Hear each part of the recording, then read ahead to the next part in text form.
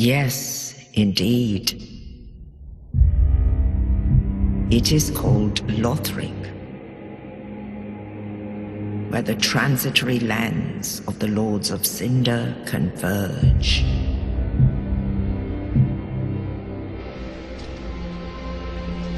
In venturing north, the pilgrims discover the truth of the old words. The fire fades, and the lords go without thrones.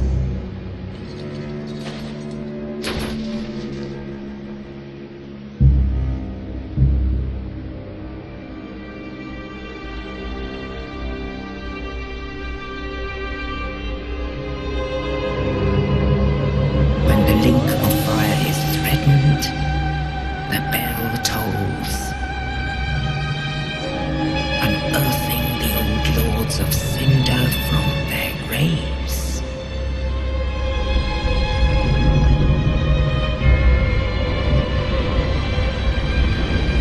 Aldrich, saint of the deep,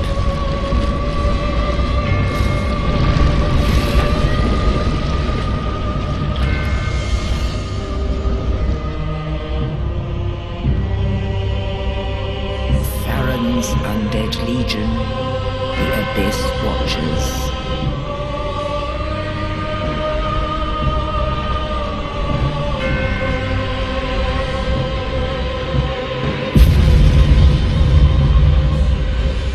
And the reclusive lord of the profaned capital.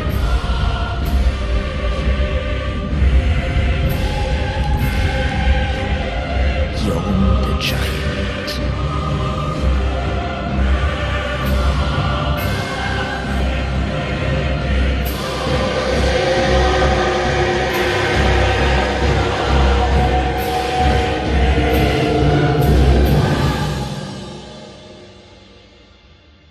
Only in truth, the lords will abandon their thrones.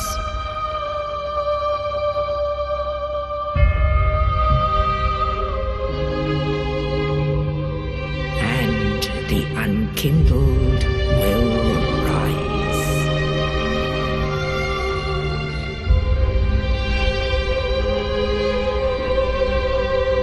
Nameless, accursed undead, unfit even to be cinder. And so it is that ash seeketh embers.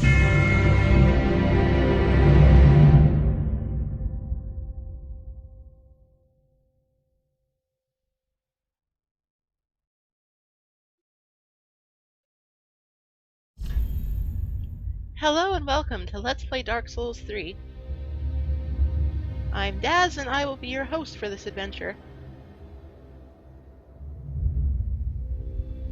This time around, I figured I would actually give the character creator a bit of a look-see.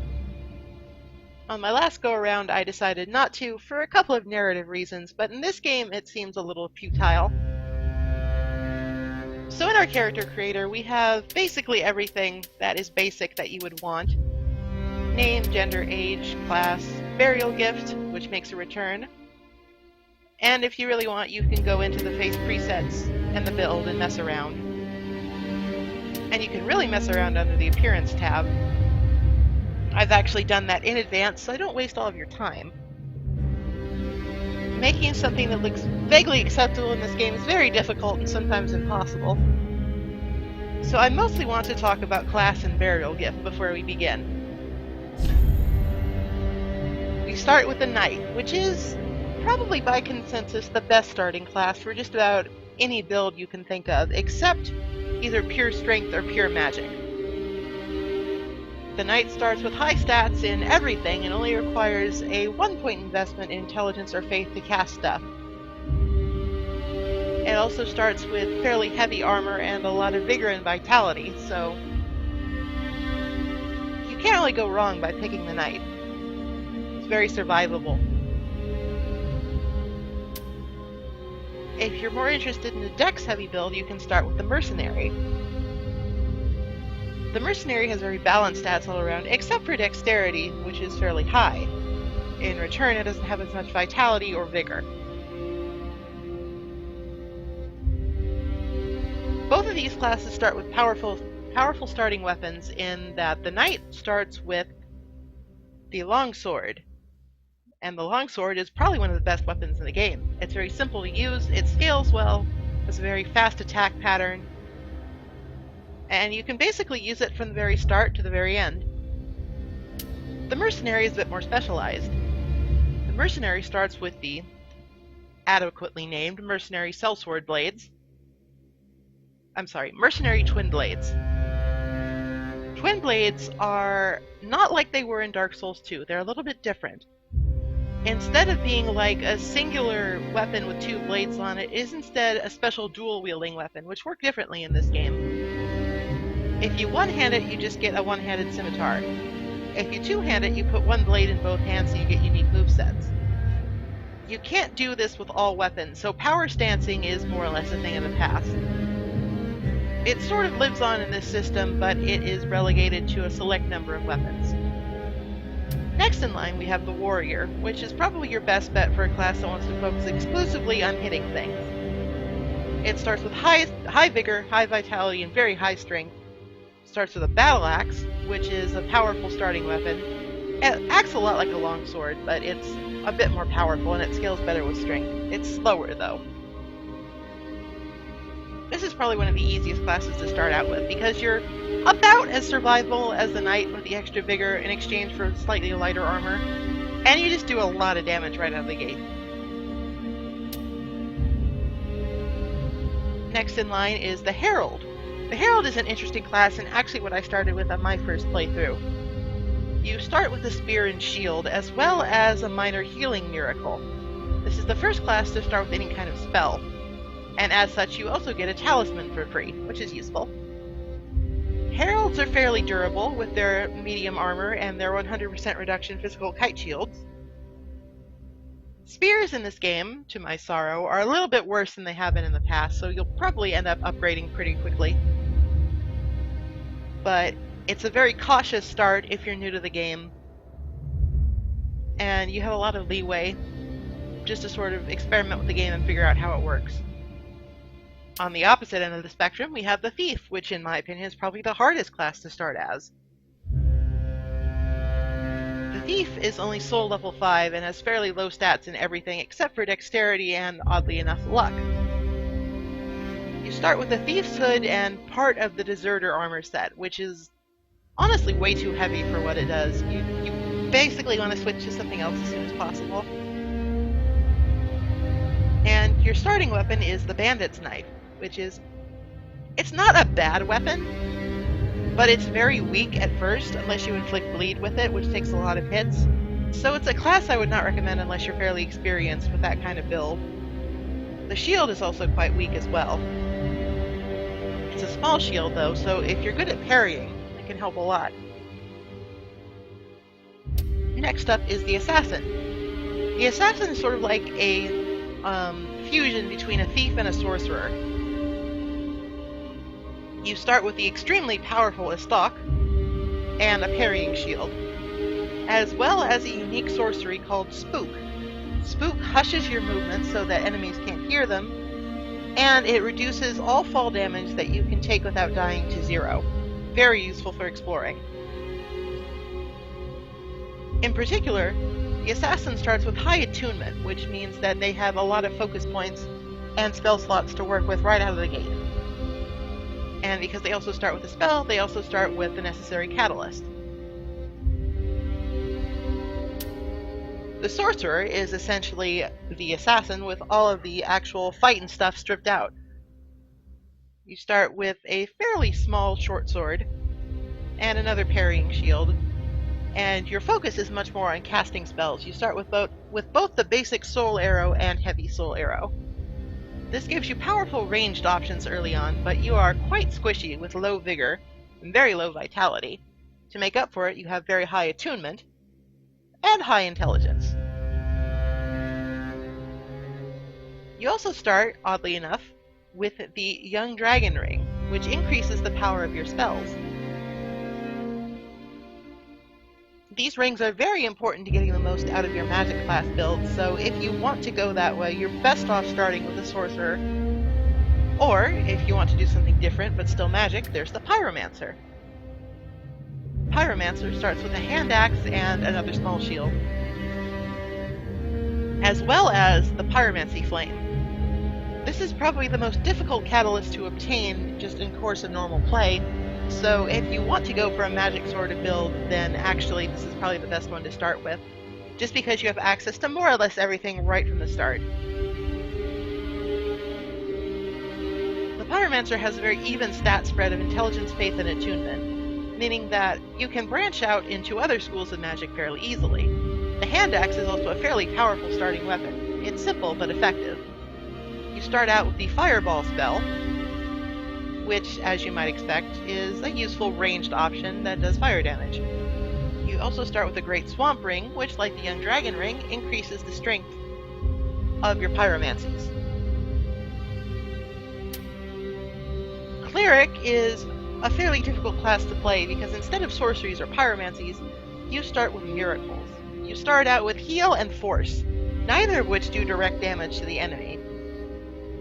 So you sort of have to get up there and mix it up with your mace, which is a good weapon, make no mistake. But the wooden shield that you start out with is very weak.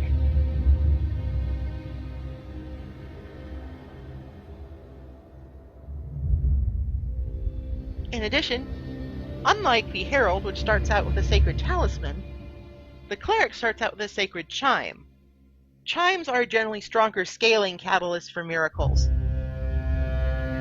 Not always, but usually. They're a bit heavier, too.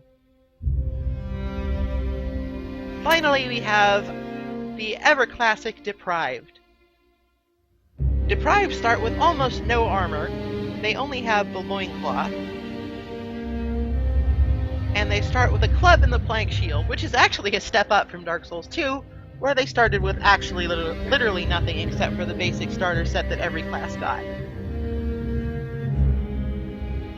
Deprived also start at soul level 1, and they have an incredibly even stat spread of 10 in everything. So if you're indecisive, or you just want complete control over how your character grows, then Deprived is not a bad class to start out as, because honestly, the plank shield and the club are more than sufficient to get you started.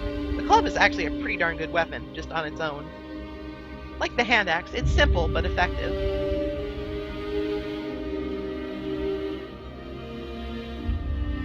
Now, a couple of things about the different classes. One, I've actually done the addition, and every class, at least as long as I haven't made any errors, has the same general allocation of stat points, depending on what level they are. So, while the Knight has more starting stats in total than the Warrior, it's made up for the fact by the fact that the Knight is level 9, and the Warrior is level 7. So the Knight has 2 extra stat points, but by the time you level up, it won't really matter. This is most evident in the Deprived, like I mentioned. Since the Deprived is slow level 1, it technically has lower starting stats than all the other classes, but you have the most room to grow. It's also useful to note that the Deprived has no stat below 10, meaning that there isn't really any sort of school of combat or magic that the Deprived is locked out of from the start, as opposed to, say, the Warrior, who starts with a whopping 6 attunement and 8 intelligence. Good luck casting anything. Moving on, let's get to burial gifts. This time around, burial gifts are a little underwhelming, I would say. Though Dark Souls 1 is a bit of a hard act to follow. The Thief's Key, or the Master Key, or whatever it was called, was a game-changing item, and there's nothing like that here. There's just a couple of useful things to start you on your way. The Life Ring increases your HP by about 7%. It's pretty underwhelming, but if you don't have any other rings to equip, it's not bad. A Divine Blessing is essentially a healing item independent of your Estus flasks. They're limited and rare and expensive, but they can be useful in a pinch if you just desperately need some healing and you have no other sources. The Hidden Blessing is sort of the inverse of that. It restores your focus points, which determine what kind of spells and weapon arts you can cast. I would say in general that hidden blessings are probably a little bit more useful than divine blessings, simply because you don't want to tote around a lot of Ashen Estus to refill your focus points, but they're both situational. I would say that the Black Firebomb is probably the most useful starting gift of the lot, simply because they do a lot of damage early, and fire damage actually does a number on a lot of tough early game enemies, so they can get you out of a jam. The Fire Gem is a crafting material that can be used to infuse a weapon with fire. I would say this is kind of useless because elemental infusions in the game are a little not so great. They can be okay, but they're really not optimal. And even for magic characters, there's better infusion options. A Sovereignless Soul is actually a unique item that you can only get, as far as I'm aware, from a burial gift. Now, of course, that doesn't mean it's particularly good or anything. It's just a usable soul item that gives you 2,000 souls, which is a pretty nice boost for the very beginning of the game. So, again, if you're indecisive, this is a nice one to pick. The Rusted Gold Coin is an upgrade of a returning item, the Rusted Copper Coin. Crushing one of these will temporarily increase your item find, which is useful for farming all sorts of nice rare drops and other such things that drop from enemies. Nightmares about souvenirs of reprisal. I believe they're proof of a Concord well kept now. My apologies. Anyway, Cracked Red Eye Orb. This is another returning item. It just lets you get one free invasion off of that if you're feeling particularly vindictive. Not especially useful, but it can be fun. Finally, we have the Young White Branch. The Young White Branch is essentially a silver talisman. It turns you into an object from the game world to hide from invaders, or hosts if you're the invadee. Invadee, I'm losing track of what I'm saying. Okay, so anyway, Young White Branch turns the game into Prop Hut, very funny, but not very useful for a single-player experience. And you get plenty for free on the way, so... None of this really lights the world on fire. Now, for our playthrough this time, I'm going to do something a little bit different. I'm going to start as a Pyromancer, so I'm not going to start with a Black Firebomb, because that would be kind of redundant. Instead, I think what I will do is start with a Hidden Blessing, just in case I find myself running out of FP all the time. Couldn't hurt. Anyway, that just about does it for actual character creation. There's lots of different sliders you can mess with here. Most of them make you end up looking like some sort of disgusting troll creature, but that's just the Dark Souls character creator. The defaults are actually okay, if you don't mess with too much. They look mostly human. Not always, but mostly. Anyway, that about wraps it up for this, and I will see you when we get into the game proper. Until then.